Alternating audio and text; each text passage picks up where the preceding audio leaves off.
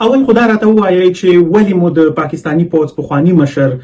جنرال قمر جاوید باجوا سره دغسې چلند وکړ؟ مننه تاسو نه شفق صاحب، او اول تاسو ته سلامونه وایم، او بعد د بي بي سي رادیو ټلویزیون ټولو همکارانو ته او هغې نه وروسته ټولو هیوادوالو ته سلامونه وایم. او بعد له سلامه دا کوم چلند چې ما له قمر جاوید باجوا سره وکړ په فرانس کې، نو داسې و دا د خپل هغه کوم کار چې کړی او کوم په افغانستان کې چې د لاسوهنې کولې او په افغانستان کې د دوی حکومت او د دوی چارواکو چې کوم افغانستان کې د جهاد فتوې ورکولې، نو په هغه باره کې چې ما هغه وکړو. زه کار ته روان وم، موږ یو بل افغان ورور دنه ما ته ویلې او دغسې د پاکستان د پوځ مشر مې ولید، نو ما ورته ویلې چې دا څه ورته ونه ویلې، نو د بیرته جواب کې ما ته ویلې چې نه ما خو څه ورته ونه ویلې، نو ما ورته راځه ته ما ته وښیه. نو زه پسې ورغلم، نو شاته چې دا هغه شاته ویډیو چې کومه ما کړې ده ورپسې، نو شاته ورپسې روان وم، بیا لاړ د کلیسا مخې ته کېناسته، زه ورته ولاړم له لرې نه څاره، مور یې ولاړه او زوی یې ولاړ. دې ټایم کې چې دا ما ورته ویل ما اوس موقع ماته په لاس راغله، زیاتي ما پسې حرکت ور وکړ. نو ما ځان سره دا ویلو چې زه به نه ده نن یا پتا باندې نه ده یا پتا باندې هغه شر جوړوم، هغه شر به زه پتا باندې جوړوم چې یو افغان چا سره نه وي کړی، زه پتا باندې هغه شر جوړوم. زیاتي حرکت مې ور وکړ، ورپسې ورغلم، پولیسو موټر ولاړو، د پولیسو موټر ته چې ما وکتل نو ما دلته خو سره د وسو وهلو هغه هم لاړه. زیاتي مې خو چې ورنږدې شوم، ورته مې ویل چې ته د پاکستان د پوځ مشر یې، نو ده بېرته ما ته په جواب کې ویلې چې نه زه خو د پاکستان د پوځ مشر نه یم. دومره په اردو باندې نه پوهېدم، خو خیر چې لږ لږ مې په اردو کې ورته خبرې وکړې. نو ما ورته ویلې چې ته دا کلیسا نه راوځې، کلیسا مخکې ناست یې او ته راځې زموږ په افغانانو باندې دا 40 کاله کېږي چې تاسو زموږ په افغانانو باندې محشر جوړ کړی ده، او یو ورځ موږ په قرار نه ده تېره کړې. 40 کاله کېږي چې زموږ د کورونه جنازې روانې دي، زموږ د کورونه مړي وځي، او تاسو نه ده، تاسو په دې خولو باندې بیا نه ده، بیا زموږ په افغانانو باندې زموږ په دې پاکه خاوره باندې تاسو د جهاد فتوې ورکوئ. له هغه سره یوه مېرمن هم ناسته ده کله چې تاسې ورسره غږېږئ.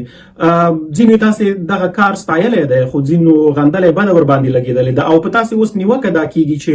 ولې مو د یوې ښځې په مخ کې دغسې خبرې ورته وکړې. بالکل هغه خبره زه سره منم چې موږ په پښتو په کلتور کې د کنځا هغه نشته ده،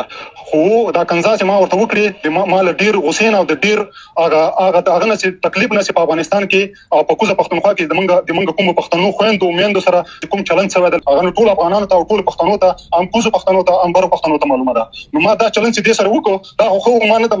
ما د دې نه بدتره چلند سره کوو، خو بس چې په دغه موقع باندې چې دلته دا پولیس نه راولاړ، ما به دلته ښودلي وای چې افغان نه ده، افغان په خاوره باندې چې ته د جهاد فتوې ورکړې او جهاد د افغان په خاوره باندې دغه کړې، د هغې انجام به دغه وي. ما ډېر حوصله ورته وکړه ځکه چې هلته پولیس وو، او بل دا ځینې خلک چې دا پوښتنې کوي چې ده ورته ویلي دي ښځې ورته یاده کړې ده یا ده ته هغه کړي دي، نو دا د موږ خویندې چې دي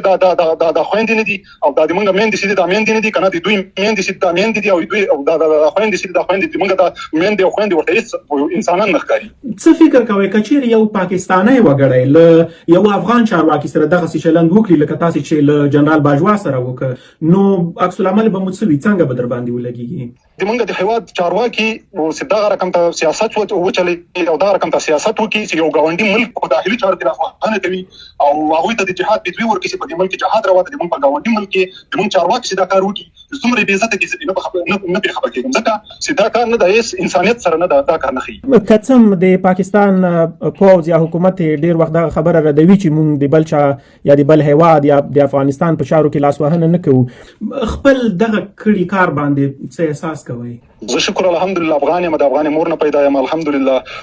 زه په دې کار باندې خپله فخر کوم چې دا کار ما کړی ده، نو دې نه ما هم نه ده، دې نه بتره ما د سره نور ما کار ورسره و، دې نه مې بتره کار ورسره کوو، خو چې په هغه موقع باندې هلته پولیس نه وی. دغه ویډیو ډېره زیاته مشهوره شوه او ګڼو خلکو لاس په لاس کړه او غبرګونونه هم طبیعي خبره ده چې ورته مختلف وو. تر اوسه خو به کوم چا څه درته ویلي نه وي، یعنی ګواښ یې درته کړی وي یا په خپله کومه ویره څه خو به نه وي در سره؟ نه شکر الحمدلله، نه چا نه ډارېږم او نه چا نه ویره لرم، او شکر الحمدلله او د دې مور او پلار او د دې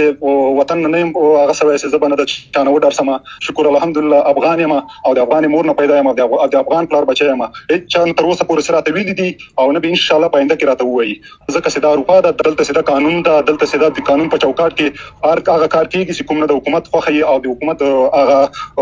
سیاست یې روان وي، په هغه کار هغه کار کیږي د څه کارونه نه کیږي لکه په افغانستان کې او پاکستان کې چې چا سره چې شي هغه کوا نه د حکومت پښتنه کوي نه د بل پښتنه کوي نه د ادارې پښتنه کوي نه د فوج پښتنه کوي نه د پولیس پښتنه کوي یو شی د پښتنه نه کوي دلته دا رقم کار نشته ده دلته از د بیان ازادي ده دلته د بیان ازادي دی یو سړی ته تنقید پکوي سي یو نیوکه پکوي سي یو د څه خبر ورته کوي سي دا کار دي ته نه کولو ده یو او د لاس اچولو نه دغه دلته سیده په اروپا کې او ډیره پابندي پیدا خو ما دې پابندي ته دې شرط ما غاړه یې ډیره زیاته مننه خوشحال اوسئ یو اخیری هغه کوم خواهش کوم له ټول افغانان له ټول هیوادوالو نه چې اول د خپل افغانانو نه د خپل سیاستمدارانو نه دا کوم چې وسه حاکم دي دوی نه او د مخکنی چارواکو نه د خدای خاطر وکي او د قران خاطر وکي نور په پردیو درامو او په پردیو پیټوو باندې خپل ملک تباه نه کوي خپل بچی نور مړ نه کوي خپل ملک نور نه د تباہي کندې ته ورونه غورځوي مختبونه د انجونو باندې کوم حال چې په افغانستان کې نن سبا روان ده او په خو دا رقم حال مو روان زه دا خواهش له ټول افغانانو او ټول هیوادوالو څخه کومه خصوصا دا اوس حاکم نظام څخه چې د خدای خاطر وکي خپل هیواد جوړ کړي خپل هیواد د ژوند سي او خپل هیواد په راستۍ سره کار وکړي مننه خیر اوسئ